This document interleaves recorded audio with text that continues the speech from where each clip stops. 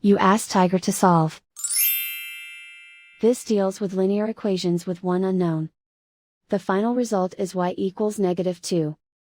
Let's solve it step by step.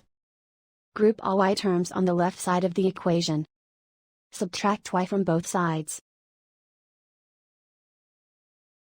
Group the coefficients. Convert the integer into a fraction. Combine the fractions. Combine the numerators. Group like terms. Simplify the arithmetic. Isolate the y. Multiply both sides by inverse fraction 2/1.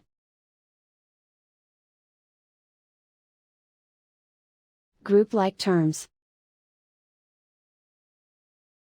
Multiply the coefficients.